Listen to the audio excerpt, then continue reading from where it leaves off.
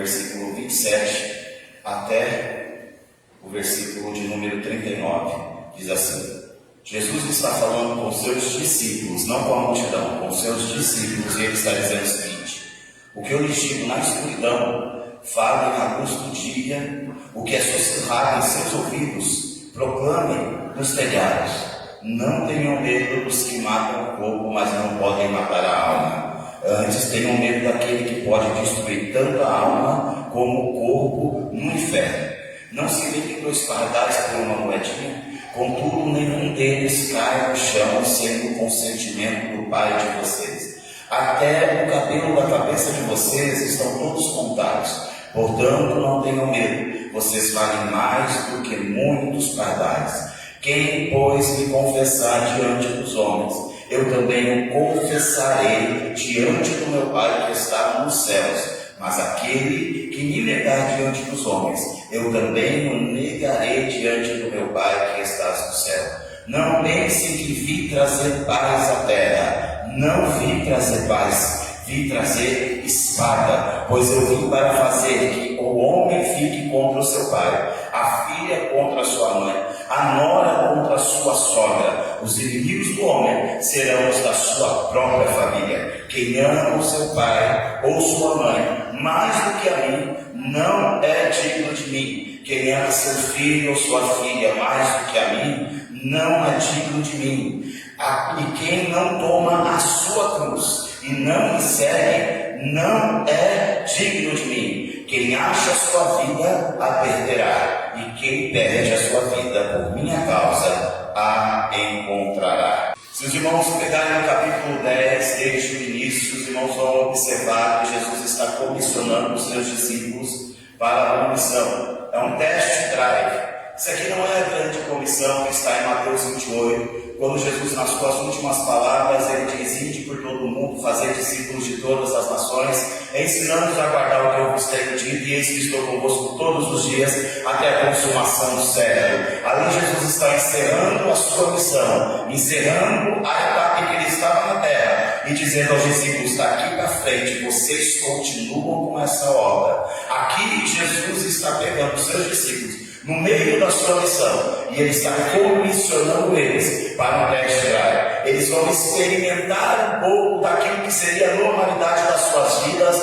ali adiante. Então, no meio do ministério de Jesus já havia ensinado algumas coisas para eles. Jesus, um certo dia, parou e falou assim: olha, vocês vão sair por algumas cidades, vocês vão entrar em alguns lugares, e vocês vão anunciar o meu evangelho. Vocês vão ir de casa em casa pregando a minha palavra. Quando vocês chegarem na cidade, procure uma casa de paz. Entre nessa casa e diga que a paz seja nesse lugar. Se aquele lugar for digno da paz de vocês, a paz de vocês repousará naquele lugar. Se porém não for digno, a paz voltará para vocês. Se alguém não quiser vos receber, vocês sacudam a poeira dos pés e vão para outra cidade e andem pregando. Em meu nome vocês vão curar os enfermos onde vocês chegar. Onde vocês chegar, vocês vão libertar cativos. Onde vocês chegar, vocês vão operar milagres, porque eu estou com vocês, e aquilo que eu faço, vocês também vão fazer. E então, no meio desse discurso, e eu estou parafraseando ele, nós chegamos nesse texto que nós lemos aqui. Quando Jesus começa a falar com eles algumas coisas específicas, e eu queria, junto com os irmãos, estarmos meditando em cada ponto desse texto que nós lemos, que são algumas recomendações do Senhor Jesus Cristo, o Mestre, para os seus discípulos. Eu gostaria de estar meditando em alguns pontos com os irmãos a respeito dessas coisas que Jesus falou. E por que nós vamos falar sobre isso? Meus irmãos, nós estamos em um tempo onde mais do que nunca é necessário posicionamento da nossa parte. Nós estamos vendo, ouvindo vozes que estão querendo que nós inclamos goela abaixo inversão de valores, que nós inclamos goela abaixo atitudes e comportamentos que ofendem diretamente o caráter de Deus e aquilo que a Bíblia ensina. Em que os cristãos cristãos serão desafiados por aquilo que pensam, por aquilo que creem e por aquilo que pregam. Nós podemos e já estamos sendo perseguidos simplesmente pelo fato de fazer o bem. E Jesus deixou isso claro. Jesus disse que isso aconteceria. Isso aconteceu nos tempos do nosso Senhor. E ele disse: se perseguiram a mim, nesse mesmo texto, se perseguiram a mim, também perseguirão a vós. Se perseguiram o dono, vão perseguir aqueles que são seus servos. Se perseguiram o mestre, vão perseguir os discípulos. Acredite, irmãos, nós vamos viver tempos difíceis. A igreja tem como característica o amor. A igreja tem como característica ajudar o seu próximo. A igreja tem como característica a maneira como ela se trata e a maneira como ela cuida daqueles que precisam. Mas a igreja também tem como característica a sua fé. E a fé da igreja é inegociável. A fé da igreja, ela é inegociável. O que eu creio é inegociável. E muitas vezes nós vamos ser perseguidos por causa daquilo que a gente crê. A Bíblia diz em Filipenses, Paulo disse: irmãos, no meio de uma geração, de um povo corrupto e pervertido, que inverteu os valores, para eles tudo é normal, para eles nada ofende, para eles nada ofende Deus. Deus tem que se adaptar ao nosso jeito de viver. A Bíblia diz que no meio de uma geração corrupta e pervertida, nós temos que resplandecer como luzeiros do mundo. E chegou a hora de nós tomarmos a decisão. A sua decisão, ela tem um poder muito grande. Deus trabalha na tua vida de acordo com a decisão que você toma. Se você abrir a Bíblia em Daniel capítulo 1, quando os judeus chegam na Babilônia e todo mundo começa a aceitar o que o rei da Babilônia está lhes oferecendo, os judeus começam a abrir mãos de alguns costumes para ter o benefício do rei da Babilônia. A Bíblia diz que Daniel propôs no seu coração não se contaminar com as iguarias do rei. E a Bíblia diz no versículo seguinte: Deus deu graça a Daniel. Quando a Bíblia diz que Deus deu graça a Daniel, é que Deus assinou a decisão que Daniel tomou. É que Deus capacitou Daniel a poder honrar a palavra que ele liberou diante de Deus. Aquela decisão de Daniel recebeu de Deus poder para ele conseguir se comportar da maneira agradável a Deus. Amém? Quando você toma uma decisão, Deus te dá graça. Quando você toma uma decisão de mudar, Deus te dá graça para você conseguir viver essa mudança. Quando você toma a decisão de ser diferente, Deus te dá graça para você não pecar, para você não errar e para você se conduzir de uma maneira que agrade a Deus. Mas é necessário que você tome essa decisão. E é sobre isso que nós queremos falar nessa noite. Nos primeiros versículos que nós lemos, em Mateus capítulo 10, no versículo 27, a primeira coisa que Jesus diz, ele fala o seguinte para os seus discípulos, os seus seguidores. Jesus está aqui falando conosco. Quantos são discípulos de Cristo? Quantos estão seguindo Jesus? Então Jesus está falando com você. O que eu vos falo na escuridão, eu quero que vocês falem à luz do dia. E o que eu falo para vocês em segredo, eu quero que vocês proclamem dos telhados. O que Jesus está dizendo: olha, eu me reúno com vocês e falo com vocês em segredo, só nós. O que significa a palavra de Deus? Quem é Deus? Quem sou eu? Porque eu vim para morrer pelas vidas. Eu falo isso entre nós, numa reunião nossa, mas eu estou dando uma missão para vocês. Na luz do dia, para todo mundo ver, eu quero que vocês anunciem essas verdades. Eu estou dando uma ordem para vocês. O que eu falo para vocês aqui em secreto, eu quero que vocês subam no telhado e comecem a proclamar, a gritar para todo mundo ouvir. Eu quero que as pessoas ouçam da boca de vocês quem sou eu e o que eu posso fazer na vida deles. Eu quero que as pessoas fiquem sabendo da minha obra, do meu decreto e da minha palavra através da vida de vocês. E se vocês são meus discípulos, subam nos telhados e comecem a gritar. É claro que quando Jesus fala isso para os discípulos, ele fala num contexto em que era muito comum para aquelas pessoas. Se estar em cima dos telhados era uma coisa normal. Mas o que Jesus está falando? Suba em um lugar onde todo mundo vai conseguir te ver e fale. A luz do dia, que é onde todo mundo está na rua, proclame, dê a boa notícia.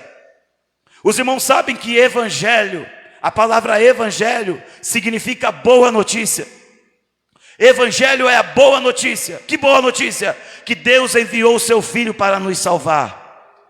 Amém? Deus estava ali, o homem estava aqui, e entre o homem e Deus havia um abismo chamado pecado, porque a Bíblia diz que todos pecaram, e todos estão destituídos da glória de Deus, e ninguém conseguia chegar até Deus, até que Jesus vem como homem, encara a cruz como homem, vence a morte como homem, e a cruz vira uma ponte entre o homem pecador e o Deus santo.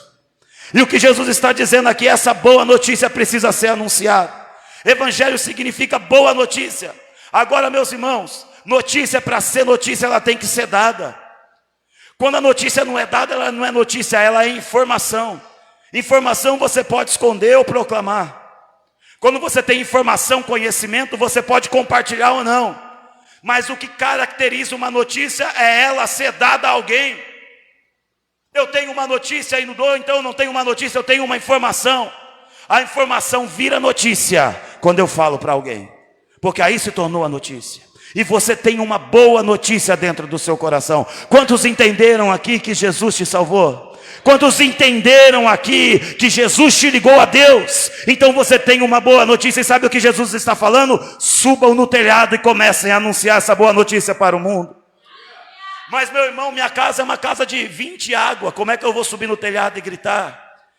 O que Jesus estava falando para esse tempo foi bem entendido para eles. Eles se reuniam nos telhados. Mas sabe qual que é o nosso telhado hoje? O seu telhado é o Facebook. Sabe qual é o seu telhado? O seu telhado é o Instagram. Sabe qual que é o seu telhado? O seu telhado é o WhatsApp. Sabe qual é o seu telhado? Os seus amigos que trabalham com você. O seu trabalho é o seu telhado. Sabe qual é o seu telhado? A escola onde você estuda, a sua vizinhança. Suba no telhado e anuncie aos quatro cantos que Jesus veio para salvar aquelas vidas.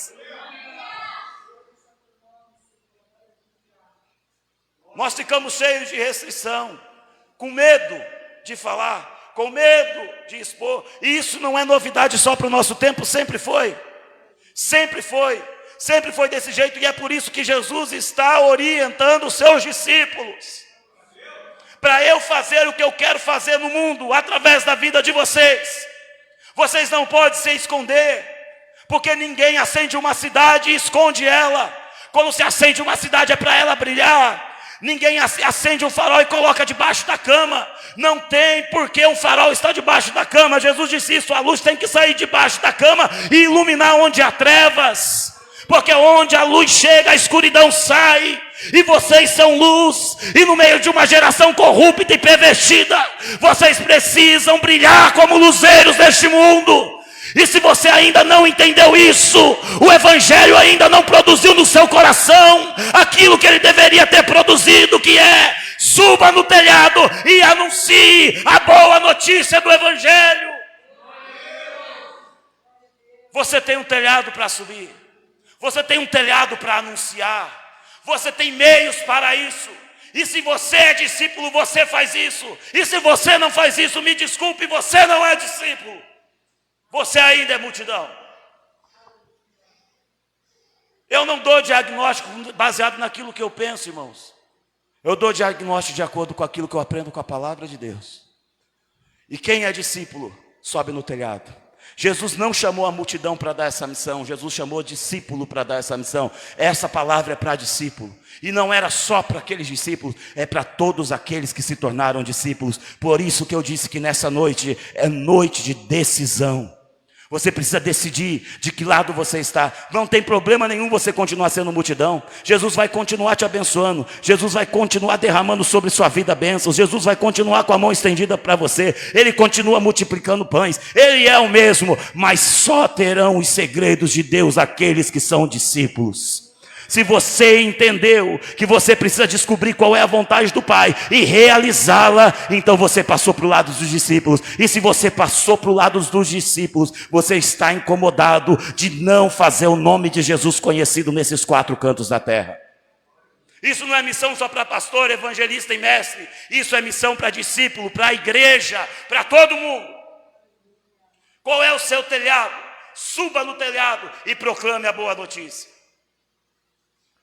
E não é o quanto se sabe. Não importa se você sabe muito ou pouco. Vai lá e dá a notícia que você sabe. Filipe encontrou Jesus.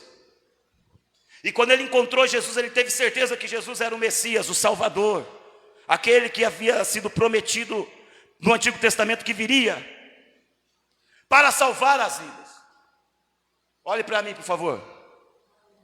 Filipe entendeu isso. E quando ele entendeu isso, aquela informaçãozinha que ele tinha, ele foi até Natanael. E ele falou assim: Natanael, vem comigo porque eu encontrei o cara. Eu encontrei o Cristo. Mas me fala mais sobre ele. Não, eu só sei que ele é de Belém. Eu só sei que ele é de Nazaré. Só isso que eu sei. Ué, mas você não sabe mais nada? Pode vir alguma coisa boa de lá? Rapaz, vem e vê. Vem e vê, porque eu tenho certeza que é ele. É só essa informação que eu tenho. Eu tenho uma boa notícia para você e eu vim te dar. A boa notícia que eu tenho é que eu encontrei o Cristo. Vem e vê. Eu não sei falar mais nada, mas aquele que eu encontrei vai te ensinar o resto. Porque tocou a minha vida, vai tocar a sua também. A mulher em Samaria encontrou com Jesus e teve uma conversa no poço que não deve ter durado muito tempo, mas foi o suficiente para ela correr lá em Samaria e falar: gente, encontrei um homem que disse tudo o que eu tenho feito. Será que não é esse o Cristo? Venham conhecer o homem que eu conheci. Mas e se não for ele? Se não for ele, você não fica, mas vem. Eu vim dar uma boa notícia para vocês, porque eu encontrei algo novo na minha vida. E se você encontrou e está escondendo, você ainda é multidão. E é a Bíblia que dá esse diagnóstico.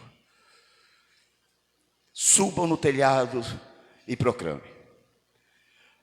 Mas muita gente vai ter medo, vai ter receio, porque quando eu me posiciono, quando eu mostro o lado que eu estou, é claro que o outro lado vai vir contra mim. Minha vida é muito tranquila até eu não me posicionar. Minha vida é muito tranquila até eu não proclamar. Todo mundo é meu amigo até eu proclamar. Mas quando eu começo a proclamar, alguns amigos torcem o nariz. Algumas pessoas começam a me atacar. E por esse motivo muitas pessoas não têm subido ao telhado, por causa do medo do que pode acontecer, por causa do medo do que pode perder. Olha o que Jesus diz aqui no versículo 28. De Mateus capítulo 10, nós vamos ficar o tempo todo nesse texto. Não tenham medo dos homens, daqueles que matam o corpo. Quem é que pode matar o teu corpo? Qualquer ser humano. Não tenham medo deles. Eles só podem matar o seu corpo. É isso que Jesus está... Entende uma coisa, gente. O máximo que eles podem fazer é matar o corpo de vocês. É isso que Jesus está dizendo. E vocês não podem ter medo deles. Eu não estou dizendo que vou livrar da morte, não. Eu estou dizendo para vocês não ter medo da morte. Não estou dizendo que eu vou livrar vocês de morrer na mão deles. Estou dizendo que vocês não devem temer aquele que pode matar o corpo de vocês. Mas antes disso, vocês deveriam temer aquele que pode matar o corpo e depois jogar a alma de vocês no inferno. Esse versículo me parece muito claro, irmãos. Jesus está dizendo: não tenham medo dos homens, o máximo que eles podem fazer é matar seu corpo. Agora vocês deveriam ter medo, temer, respeitar a Deus. Porque Deus, além de matar o corpo, pode jogar a sua alma no inferno. Mas Deus jogaria alguém no inferno? Isso parece... não é muito contemporâneo. Não, porque é bíblico. E a Bíblia, em muitos lugares, não está sendo mais contemporânea. Eles estão distorcendo ela. Porque foi o meu Jesus que disse isso. Em vez de ter medo dos homens, vocês têm que começar a ter medo de Deus. Vocês respeitam mais os homens do que Deus. O que Jesus está dizendo é que vocês têm medo de perder a amizade com o homem e não estão dando valor na amizade que vocês poderiam ter com o eterno. Olhe para mim, por gentileza. Olhe para mim, por favor. Vocês deveriam dar mais valor na amizade com o eterno e não na amizade que vocês podem ter com as pessoas na terra, com os homens, porque o máximo que eles podem fazer é arrancar a vida de vocês. E eu vou te falar uma coisa: Deus, além de arrancar a vida de vocês, Jesus está dizendo, pode lançar a alma no inferno, onde há ranger de dente e eternamente se será perdido. Senhores, é como se Jesus dissesse, quem está comissionando vocês estão tendo o privilégio de anunciar a boa notícia que o eterno tem para essa geração. Então, senhores, não tenham medo do que essa geração pode fazer a vocês, mas temam ao Deus que está no céu, porque é Ele quem enviou vocês. Vocês não precisam ter receio de dar a boa notícia. Entendam que por causa dessa boa notícia vocês podem sofrer alguma coisa assim. Eu conversava com um irmão, amigo meu, e aconteceu na vida dele ter perdido uma carreira praticamente, ou ter tido a sua carreira interrompida, simplesmente pelo fato dele ter se posicionado como cristão onde ele trabalhava. Ele perdeu o emprego, ele perdeu o trabalho, pelo simples fato de se posicionar como cristão. E ele não foi nenhum fanático, não faltou com educação com ninguém, porque eu sei que tem doido, eu sei que tem gente que é doida, que quer mudar tudo, que não aceita as pessoas. Não, ele só espalhava o amor. Mas por isso, ele perdeu o emprego. E Deus permitiu ele perder o emprego. Nós vamos observar na palavra de Deus que pelo fato de algumas pessoas se posicionar, João Batista, por ter se posicionado, ele perdeu a cabeça. Cortaram a cabeça dele. Porque ele se posicionou contra o pecado na sua época. Ele disse para o rei, não te é lícito possuir a esposa que é do seu irmão. Ele começou a bradar, ele começou a denunciar o pecado daquela geração, e ele perdeu a cabeça. Cortaram a cabeça dele, mas ele não perdeu a fé. Nós vamos ver Paulo preso pelo simples fato de querer ajudar as pessoas, pregar o evangelho às pessoas, por ter se posicionado contra uma geração e denunciado o pecado dela. Mas quando Paulo está preso, ele disse, gente, pode ficar tranquilo, porque eu estou aqui, porque Deus me colocou aqui para que o evangelho cresça. O evangelho chegou a toda a guarda pretoriana, e o evangelho começou a crescer, porque os irmãos estão encorajados, pregando por todos os lugares. Então a minha prisão é para a glória de Deus, porque eu estou preso, mas a boa notícia está solta. Nós precisamos nos posicionar, ainda que isso nos traga aparentes prejuízos. Não tem como se posicionar, irmãos, e não ter oposição. A oposição é justamente quem está do outro lado. E nós estamos em um mundo que o outro lado tem voz, e a nossa voz está sendo censurada, onde nós estamos vendo pastores sendo presos pelo simples fato de dizer que homem é homem, mulher é mulher, só por isso e mais nada, sem ofender ninguém, sem atacar ninguém, pelo simples fato dele dizer que em Gênesis Deus criou homem e mulher, ele está sendo preso. Nós precisamos nos posicionar, nós precisamos mostrar que tem luz nesse mundo ainda. E enquanto você se esconde com medo, você está dizendo, eu tenho medo do que esses homens podem me fazer, mas eu não receio aquilo que Deus pode me fazer. Contanto que eu continue com amizades, contanto que eu continue com tudo que o mundo pode me dar, tudo bem, porque Deus é paciente e generoso. Mas o que Jesus está dizendo aos seus discípulos é: proclamem dos telhados e não tenham medo do confronto. Não tenham medo do que vocês podem perder. Esse meu amigo perdeu o emprego, mas João Batista perdeu a cabeça, e Paulo perdeu a liberdade, mas não perderam a sua fé. Se posicionaram. Amém? Eu sei que essa palavra é dura, mas Jesus pregava palavras duras. O cristão, a Bíblia diz que o cristão ele deve ser sujeito a todas as autoridades.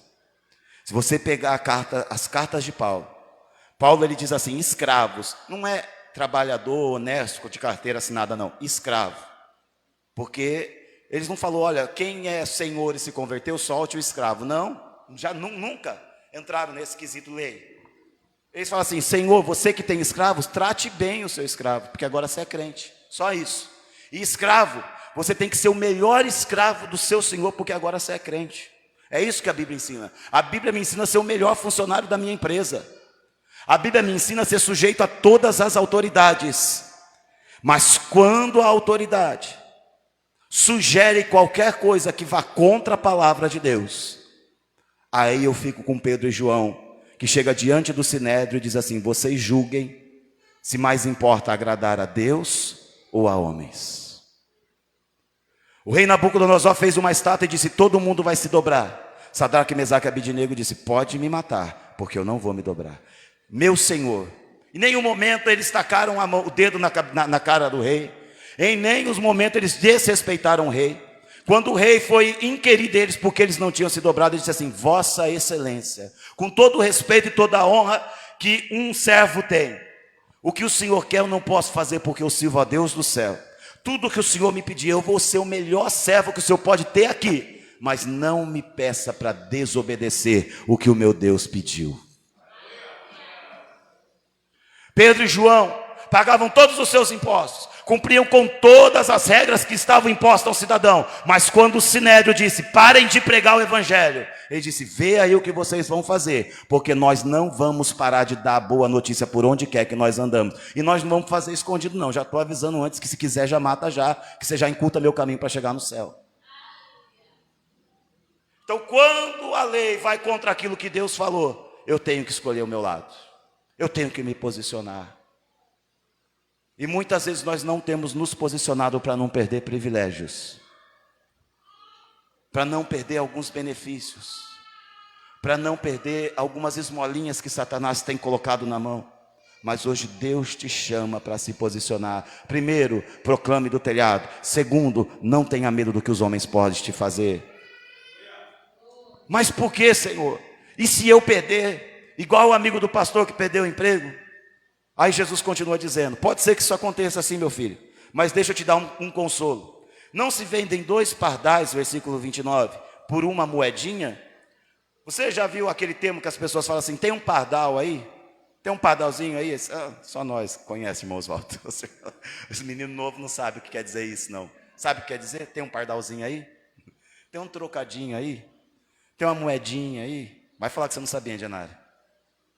Minha irmã, não tem cultura, cultura de velho. Tem um pardalzinho, a gente sabe que está falando de uma moedinha, não é, é daquilo que não tem valor nenhum, é por causa disso aqui. Olha o que Jesus está falando, não se compra 2 pardais com uma moeda, quer dizer, o que valia menos na feira era pardal era bala, sabe, a bala, não tem o troco, leva uma bala. A pessoa ia lá comprar para o sacrifício, né? O mais rico ia e comprava uma vaca para matar. O mais pobre comprava rolinha para o sacrifício judaico. Aí ele falava assim, mas você tem troco? Eu não tenho troco não, leva um pardal, oferece um pardal também, tó. Era balinha. Não tinha valor nenhum. E olha o que Jesus está dizendo, o pardal, versículo 29, que não tem valor nenhum, e nenhum deles cai no chão, sem o Pai de vocês consentir. Primeiro ele falou assim, gente, Deus tem poder para matar a alma, então reconheça quem é Deus. Primeiro ele fala, reconhece quem é Deus. E a segunda ele fala, mas lembre-se que Ele é teu Pai, o conheça como Pai. O conheça como Pai, mas reconheça que Ele é Deus. Quando eu conheço como Pai, eu sou íntimo. Quando eu reconheço que Ele é Deus, eu respeito. Porque tem muito filho que não respeita Pai. Porque ele conhece o Pai, mas não reconhece que o Pai é Deus. Que tem poder para matar, que tem poder para salvar, que tem poder para mandar no inferno e que tem poder para colocar no céu. Então conheça como Pai, mas reconheça que é Deus, porque isso vai te dar limites. Amém? O vosso Pai cuida do pardal que está no céu, não vai cuidar de você. Não cai um pardalzinho sem Ele deixar. Você está com medo que se você proclamar do telhado, vão fechar as portas para você. O Pai que cuida do pardal vai cuidar de você também. O que Jesus está dizendo, ó, sabe o pardal que não tem valor nenhum? só cai se o pai consentir. O que Jesus está dizendo? Só vai acontecer alguma coisa com vocês se o pai deixar. Só vai dar ruim se o pai deixar. Se aconteceu, se você estava proclamando no telhado e vieram e cortaram a sua cabeça, é porque o pai permitiu, foi com o consentimento dele, porque ele tem um propósito lá na frente. Se deu ruim, foi porque o pai falou, pode ir. Se você está fazendo o que eu falei para você fazer, não tenha medo, porque só vão tocar em você se o pai deixar. E se o pai deixou, é porque ele tem um propósito maior nisso. E ele continua dizendo e fala, todos os cabelos da vossa cabeça estão contados. E da barba também, porque da cabeça está muito fácil para Deus aqui. Todos os cabelos estão contados. O que ele está dizendo? Ele conhece vocês. Ele sabe a necessidade que você tem. Não tenha medo de se posicionar, não. Ele cuida. Ele não só capacita, ele cuida. É isso que Jesus está dizendo. Eu estou mandando vocês. Eu estou dando uma missão para vocês. Mas eu estou dizendo para vocês que eu vou estar com vocês. Embora ele tenha dito das dificuldades, anteriormente a esse texto que nós lemos, ele disse, eu estou mandando vocês como ovelhas no meio de lobo. Eu não estou mandando vocês para o parque de diversão. Vocês vão ter muitos desafios, Jesus está deixando claro. É ovelha no meio de lobo, ou seja, todo mundo quer te devorar. Todo mundo quer te matar. Todo mundo quer ver um erro para apontar. Todo mundo está esperando, sabe o que? Acontecer alguma coisa na nossa vida para dizer assim, olha lá, depois que virou crente, olha o que está passando. Todo mundo está esperando esse momento. Vamos ver se vai dar certo. Ovelha no meio de lobo. E Jesus dá um alerta. Sejam prudentes como a serpente e simples como a pomba. Ou seja, tem o discernimento que uma serpente tem, que vê o perigo. Mas seja a simplicidade de uma pomba, que até que se prove ao contrário, acredita que vai dar certo. Toda casa que você entrar, você vai dizer, paz seja nessa casa. Ou seja, todo mundo é digno de paz, até que ele não queira mais paz. Aí a paz volta para você. Mas pode ir, porque eu estou convosco. Proclama do telhado, não tenha medo, porque eu sustento vocês. O pai que cuida do pardal também vai cuidar das suas necessidades. E se uma porta fechar, ele abre duas. E se alguém se opor contra você, ele levanta 3 pessoas para estar do seu lado. Mas segura na mão dele e toma a sua decisão. Pode ir sem temer a consequência. E no versículo 30, ele começa a apertar. Até o cabelo de vocês estão todos contados. Portanto, logo que vocês têm alguém que cuida de vocês, logo que vocês têm um pai que estão com vocês, portanto, já que vocês têm um pai que tem acompanhado vocês, não tenham medo, vocês valem mais do que muitos pardais. Já que vocês têm um pai que cuida de vocês, não tenham medo, se posicione, não tenha medo do prejuízo. Quem, pois, me confessar diante dos homens, eu também vou confessar ele diante do meu Pai que está no céu. Mas aquele que me negar diante dos homens, eu também vou negar ele diante do meu Pai que está no céu.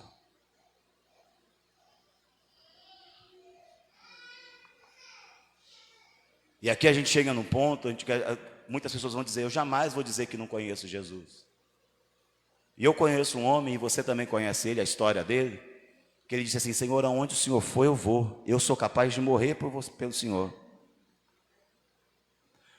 Só que para uma empregada, esse mesmo homem disse assim, não conheço, nunca tive com ele, porque ele estava com a ameaça de perder a vida. Diante da ameaça de perder uma coisa dele, ele negou aquele que ele disse que morreria por ele. Irmãos, se declarar cristão entre cristãos é uma luz que muitas vezes não faz muita diferença, porque já está iluminado o lugar. O que Jesus está dizendo é que diante dos desafios, eu não o negue. E quando diz não negar, não quer dizer simplesmente declarar com os seus lábios, mas quem você é lá no seu trabalho, quem você é no meio que você vive. Quando as pessoas se assentam E em uma piada começam a zombar do Deus que está no céu. Você compartilha e ri. Ou você se levanta e sai. Você se posiciona. Ou você se omite. Porque se você está sentado nessa roda, que está fazendo piadas com as coisas do céu, e você está rindo, você está negando ele. E quem me negar diante dos homens, Jesus está dizendo, eu vou o negar diante do meu Pai. Aquele que me confessar, eu também o confessarei. Mas aquele que me negar, eu também o negarei. Qual é a sua resposta quando seus amigos perguntam se você é cristão?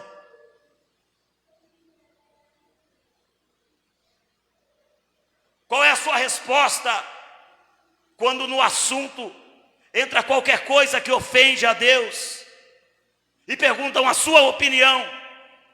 Como você se posiciona? Com simpatia, com medo de perder a amizade?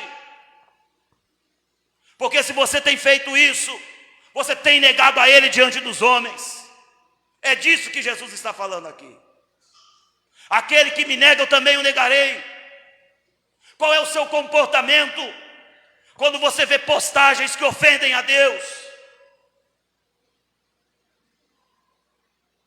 Esses dias nós observamos uma pessoa, não é ovelha do nosso aprisco, mas é muito querida nossa. E obviamente ela está trabalhando com redes sociais e tudo normal em relação a isso. Mas para poder adquirir mais seguidores, ela fez uma postagem que é totalmente contra aquilo que a Bíblia ensina, incentivando pessoas a tomarem um caminho totalmente errado, contrário, e que desagrada a Deus. E com muito amor nós pegamos o telefone, minha esposa falou com ela e disse, por que você está fazendo isso? Porque a sua atitude está negando diante dos olhos dos outros o próprio Jesus Cristo. Isso é negar Jesus. Ah, mas eu vou ter mais seguidores.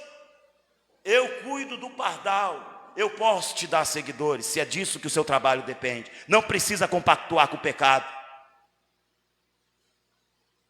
Pessoas que têm vivido em dois mundos. Eu fico observando alguns cantores que se dizem cristãos e não abrem mão da profissão secular. E eu não quero entrar no mérito da questão aqui, mas eu fico observando a letra de determinados cantores que se dizem cristãos. E na letra que ele vai cantar para uma multidão de milhares, ele incentiva a traição. Na letra que ele vai cantar para milhares, ele incentiva muitas vezes pessoas fazendo relação entre várias pessoas ao mesmo tempo. Na letra, ele incentiva pessoas até mesmo a estar cometendo roubo, mentira, e depois se declaram cristãos, e todo mundo fala, olha que bonitinho, ele pelo menos é cristão.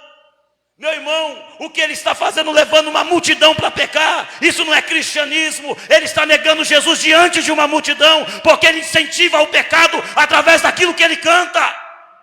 E se você ouve, você está compactuando com ele também. Existem letras e letras. Tem letra gospel que é pior do que letra secular. E não é disso que eu estou falando. E os irmãos estão entendendo o que eu estou querendo dizer. Se quiser distorcer, não tem problema nenhum, porque eu vou continuar falando do mesmo jeito. E se quiser uma explicação melhor, depois a gente conversa. Também não tem problema nenhum. Mas nós precisamos nos posicionar como cristãos. Porque hoje todo mundo se diz cristão. Todo mundo se diz gospel, sabe para quê? Para encher o bolso de dinheiro. Ser gospel está na moda. Ser gospel está na moda. Mas a pessoa age de um jeito e depois vai lá e canta 3 frases que coloca Deus no céu. Pessoas que exigem ser tratadas como reis para poderem ir cantar para alguém. Eu não tenho nada contra. Aliás, a Bíblia diz que o trabalhador é digno do seu salário, que não se pode atar a boca do boi enquanto ele está trabalhando, e fala do obreiro. O obreiro é digno do seu salário e é digno de um bom salário. Mas alguns estão esfolando as ovelhas. Mas sabe por que existe isso, irmão? Sabe por que existe artista? Só por causa de uma coisa, porque tem plateia. Só existe fama porque tem aquele que colocou as pessoas como ídolo. Então preste atenção em quem você tem seguido, porque talvez quem você tem seguido tem te colocado numa posição onde você está negando a Jesus. Preste atenção antes de você curtir uma postagem, observe bem o que aquilo diz, porque aquilo pode estar ofendendo a Deus, e você está dando voz para quem ofende a Deus. Quando Jesus chegou para os seus discípulos, ele dizia: segue-me. Aí alguém disse assim: mas Senhor, meu pai morreu, eu preciso enterrar ele. Aliás, deixe que eu enterre o meu pai. E quando eu era menino, eu achava que o pai daquele jovem tinha acabado de morrer, e a única coisa que ele queria era enterrar o pai dele. E eu falava: mas por que Jesus não deixou o rapaz ir enterrar o pai dele? Mas depois eu entendi que aquele jovem falou assim: não, eu vou te seguir, mas o meu pai, ele tem um tempo ainda para viver, e eu quero viver com o meu pai até o dia que ele morrer, para eu poder enterrar ele e depois te seguir. Jesus falou: não, eu quero que você me siga agora. E a pergunta é: você tem seguido quem? A Jesus ou a ídolos? E quando Jesus fala: segue-me, não tem tempo para enterrar morto. E não tem tempo para dividir, porque o caminho dele é reto como uma flecha. Não dá para dividir. Amém, irmãos? Amém. Jesus, ele segue dizendo justamente sobre isso que eu acabei de falar. Não pensem que eu vim trazer paz à terra, pois eu vim para fazer que o homem fique contra o seu pai, a filha contra a sua mãe, a nora contra a sua sogra. Os inimigos do homem serão os da sua própria família. Quem ama o seu pai ou sua mãe mais do que a mim não é digno de mim. Quem ama o seu filho ou sua filha mais do que a mim não é digno de mim. É por isso que Jesus colocou esse jovem num ponto de decisão. Você vai querer ficar com seu pai até o dia de enterrar ou você vai me seguir? Porque eu estou indo, eu não posso parar. Jesus não está dizendo: odeie seu pai e sua mãe. Nenhum momento. Jesus está dizendo: quem ama seu pai e sua mãe mais do que a mim. Ou seja, você tem que amar seu pai e sua mãe, só não pode amar mais do que a mim. Ah, mas Jesus parece meio egoísta. Não, é só o primeiro mandamento mesmo: amarás o Senhor teu Deus de toda a tua alma, de todo o teu entendimento, de todo o teu pensamento. E ninguém vai tomar o lugar dele, nem pai, nem mãe, nem irmão, nem filho. Cuidado, irmãos. Ame o seu filho, seja o melhor pai do mundo, mas não ame seu filho mais do que você ama a Deus, porque senão seu filho se tornou o seu ídolo. Seu pai pode se tornar o seu ídolo, sua esposa pode se tornar o seu ídolo, seu esposo pode se tornar o seu ídolo. O que Jesus está dizendo é que você deve o amar, mas Deus deve ser mais amado do que eles. Por que isso? Porque vai ter hora que a sua posição vai te colocar em guerra contra a sua família. Aqui no nosso Brasil, graças a Deus, isso não é tão comum. Mas quando nós olhamos lá para o lado de Israel, lá para o lado dos países muçulmanos, nós vamos ver que é muito comum alguém se converter e ser posto para fora de casa para viver na rua, simplesmente pelo fato de ter aceitado Jesus. Mas aqui acontece também. Famílias que vêm de longa tradição religiosa e alguém resolve entregar sua vida para Cristo e seguir os passos de Jesus, quebrando os laços com a religião. Porque seguir Jesus não tem nada a ver com religião. Tem a ver com amar o próximo. Tem a ver com viver em família. Tem a ver em se preocupar com as almas. E nesse momento que essa pessoa toma essa decisão, o seu pai e a sua mãe começam a perseguir ele. O seu irmão, que era muito querido, vira a cara para ele. Os seus amigos o abandonam e começam a falar mal dele. E é para essas pessoas que Jesus está dando essa palavra: eu não vim trazer paz, eu vim trazer espada, eu vim dividir. Porque no momento em que você se posicionar, você vai ter oposição. No momento em que você se decidir, vai ter gente de cara virada para você. No momento em que você falar: é para cá que eu vou, pessoas vão te desprezar. E não é para você deixar de amar elas, é para você amar Deus acima delas, só isso. Mas continue as amando. Quantos estão entendendo o que Deus está falando conosco? O Senhor foi muito claro com eles sobre isso. E ele começa a concluir no versículo 38, no versículo 39, quando ele diz assim: e quem não toma a sua cruz e não me segue, não é digno, não merece estar comigo. Quem achar a sua vida, vai perder. E quem perder a sua vida, por minha causa, vai achar.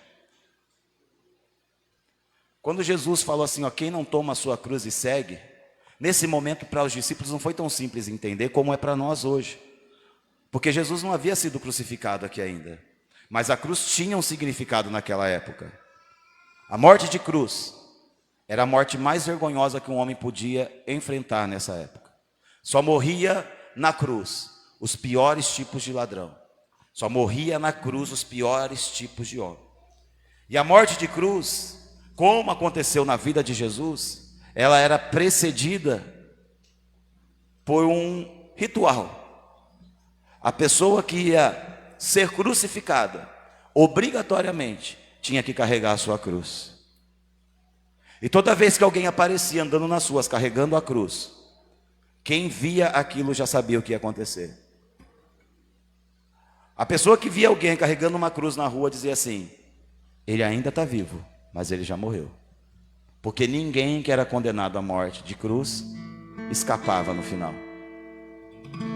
Então toda vez que alguém aparecia com uma cruz nas costas, ou com um pedaço que ia na transversal, que às vezes era esse pedaço que ele carregava, a mensagem que ele estava transmitindo quando ele passava pela rua é, ele está vivo, mas já era, já morreu, acabou.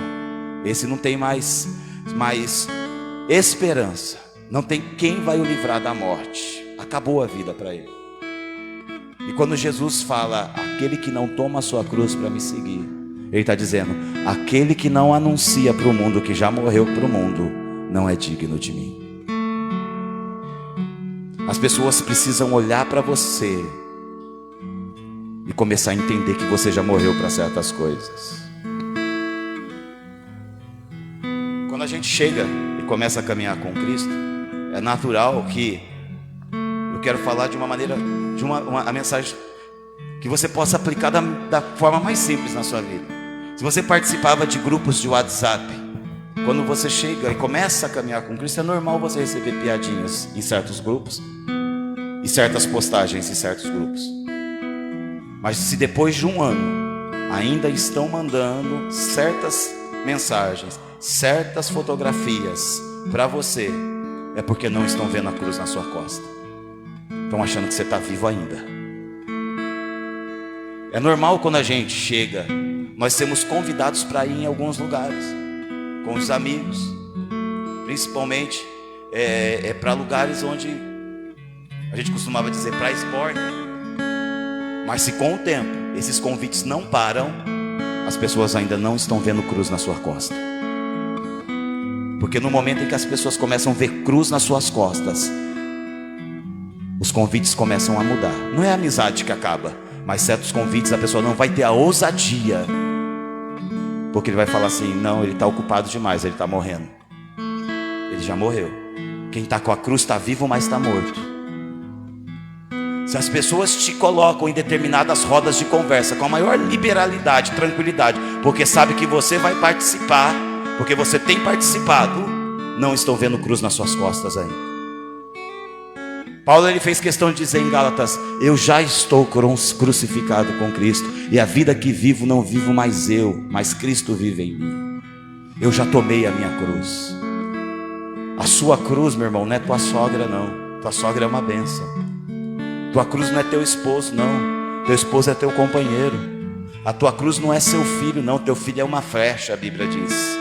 A tua cruz não é seu pai não, seu pai foi dado para você honrar ele. A sua cruz é a sua morte anunciada aos quatro cantos do mundo, dizendo, eu estou aqui, mas eu não sou daqui, eu sou do céu.